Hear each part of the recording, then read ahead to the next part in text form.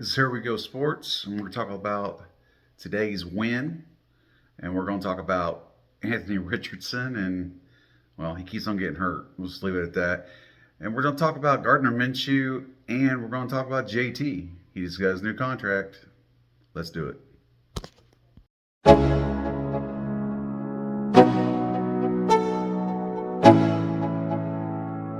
Let's go. Yo. I'm like an addict, do I gotta have it. I ain't even playing, got a really bad habit. If it moves, gotta grab it, fuse like a magnet. Lose, won't have it till I'm doomed in a casket. I ain't playing, got a weird mind.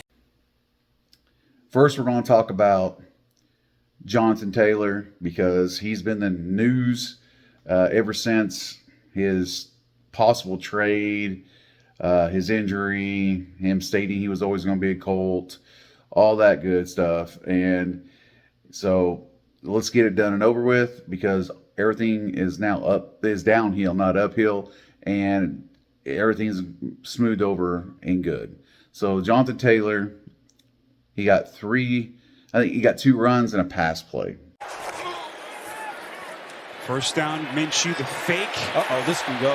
Taylor has blockers, first down and more. That was it. I thought he was going to get pitch count. He didn't get the pitch count, but then Jonathan Taylor really talked about stuff during his interview as well. Didn't talk a whole lot about anything other than the same shit he was saying before, which is it was all about him getting healthy, and that he didn't know if he was going to play if he had a contract or not. He wasn't worried about that. He was more worried about getting healthy, and everybody else was too. I don't know what kind of person you could be, but it's really hard to not give more than you even have. Just try to empty the tank every single time. JT, would you have played for the Colts again without a new contract? I think with a new contract, that really doesn't matter, because being able to work through with Jim Irsay, Chris Ballard, and the entire organization, the number one goal was always to get healthy. I think that's where things got misconstrued at, and everybody was on the same page on Jonathan needs to get healthy. Jonathan wants to get healthy. We want Jonathan healthy. And I think the fact that it was a little delayed, one, it was a big hit on myself. He said a few things in his interview, and I honestly think that he did what he could do. He's still dodging bullets. He really is. I mean, you just see how dynamic he is. He's a tough runner. And then you guys saw today, he has breakaway speed too. So. Uh-oh, here's a breakaway. Moss off to the races. Moss to the... So don't sleep. JT, you got the deal done, got an extension done. Can you take us through what that means for you and what led to a deal? It means a lot just to be able to know that I'm going to be here playing for the best fans in the world, playing with some of the best players in the world, and to just know that it's a family atmosphere here. Like, after my first season, I always wanted to retire a Colt. So to be able to take another step towards that, it's amazing. Is saying praise to all of his teammates, and then also basically to Jim Irsay, as well as Shane Steichen and all that. He's kind of kissing ass, honestly. Wow. What was the emotion like running out of the tunnel and just kind of hearing the reception of everybody? It was awesome. It was. I mean, we got the best fans in the whole United States, really the world. We got the best fans in the world, and just hear them scream and roar, coming out the tunnel, and all we're doing is doing what we love. I mean, it's priceless. About your running mate, Zach Moss, and his performance today. I mean, you guys see, one, I just don't know how he keeps hitting that spin move. I got to add that into my repertoire, but, I mean, you just see how dynamic he is. But he was also very happy about being on the field, making statements about how it was and how it was like. It's been a while, and just trying to get the feet wet, get back into it. The NFL is a physical game, so just being able to work yourself back in felt great. I mean, I don't know anybody who says this, but it felt great getting hit just because, you haven't felt that in a while. Really kind of dodged the questions about, where all this bullshit went to and how they settled it and stuff. So, but yeah, so again, let's move on to Zach Moss now, real quick. Zach Moss was a beast. He ran for 165 yards. They have chewed up nearly 6 minutes. Unreal. Minshew from the gun on second down. Moss, the little hesitation, he breaks free. Yards. He took, I think it was 2 catches for 35 yards. Zach Moss was just tearing it up.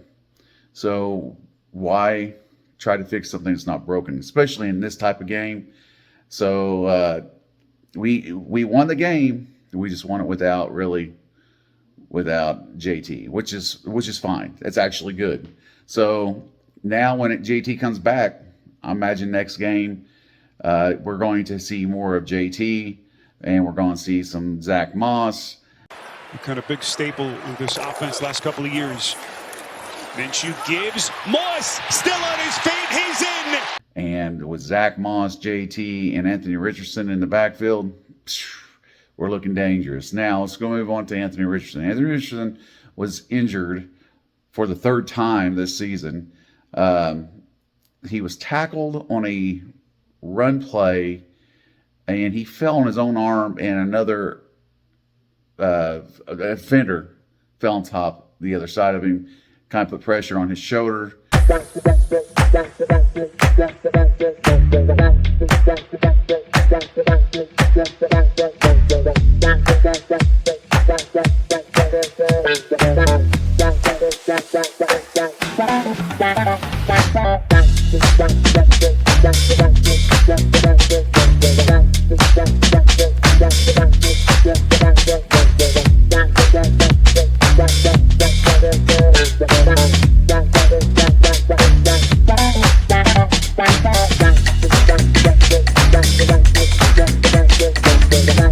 And he was injured.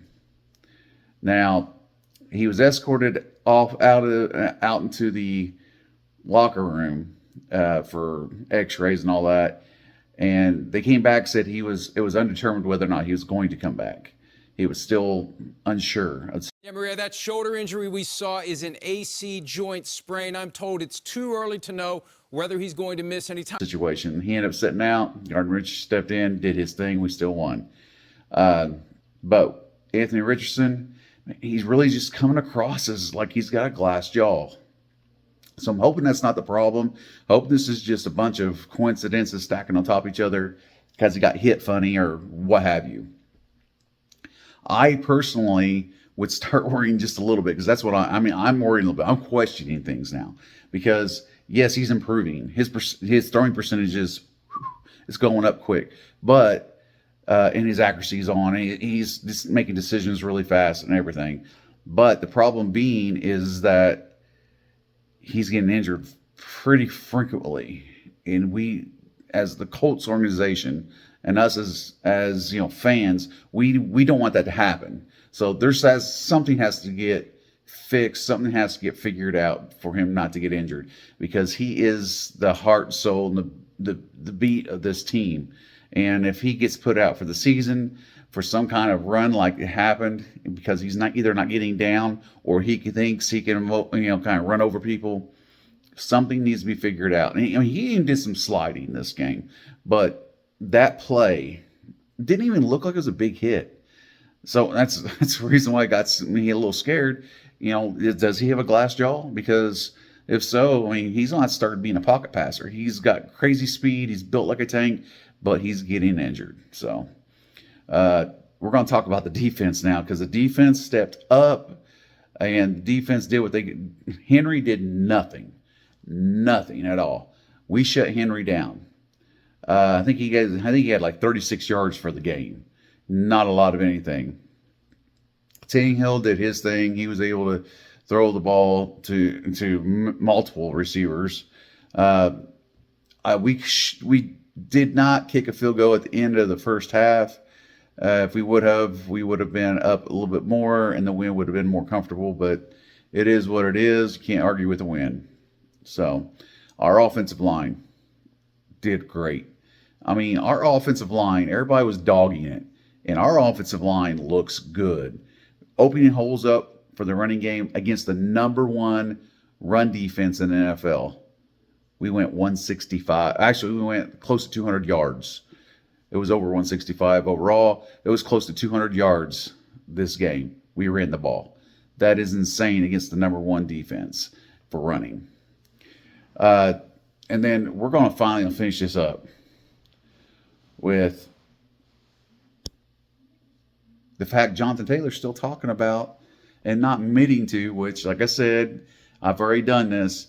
For him to admit anything outside of what sounds good just would make him look bad. But still preaching about it was all about health, and that was coming first. It's nice to get the contract, but getting the contract wasn't no big deal. It was all about health.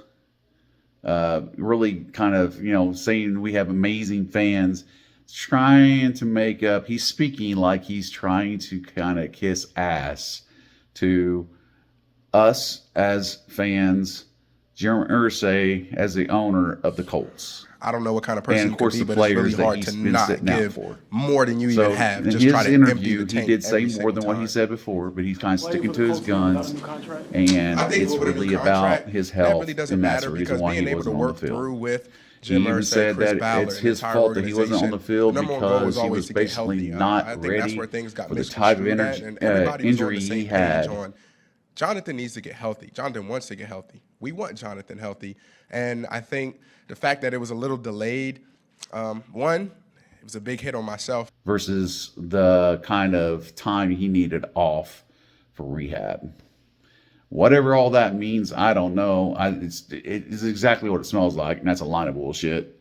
But he's saying what he has to say to make himself not look as bad as he's made this whole situation. So, but the Colts end up with a win, and this is the reason why. Offensive line, great. Defensive line, great. Quarterback did not have to scramble every 5 seconds, so he was able to make the throws, whether it been Anthony Richardson or if it was Gardner Minshew. Across the board, everything looked good.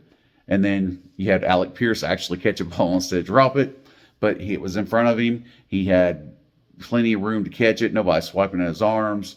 Downs just balling out too as well. Running game, balling out. But as I said before, the offensive line helps that running game out. Zach Moss gave Konos to the offensive line for opening those holes.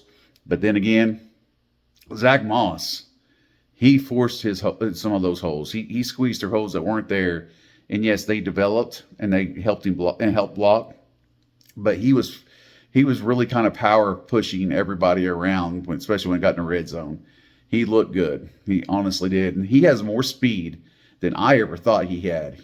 I did not think he could run that fast. I don't know what his speed was. It'd been nice if they announced it, but he was moving it. He got a 50-yard touchdown, and 50 or 55-yard touchdown, and that was not a jog to the end zone. So, but anyways, across the board, it looked good. Special teams, kickoff. We got 3 field goals today by Matt Gay. Across the board, everything looks good. We're playing as a team. We look great.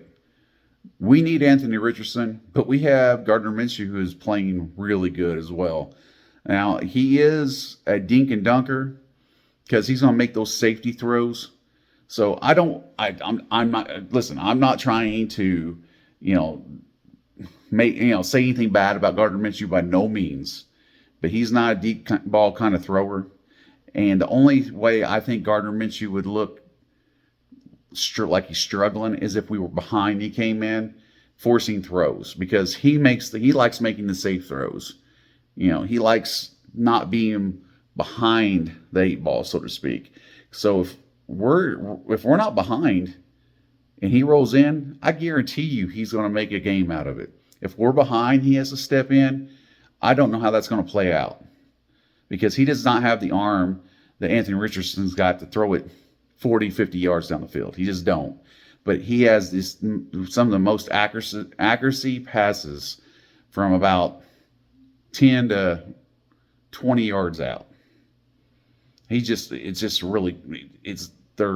of our lasers, they're little arcs. I mean, they look pretty. They really do. And I think we have one of the best backups in the NFL. I honestly believe that.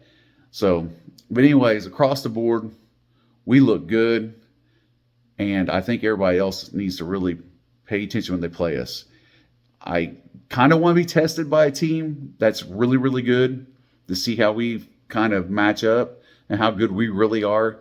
But I really can't wait until, week 9, week 10. That's when you're going to see when we're really good. And we have a good shot at making the playoffs. We really do. We're knotted up for first place, and hopefully we can get that taken care of next week. So if you like, please like. If you haven't subscribed, please subscribe.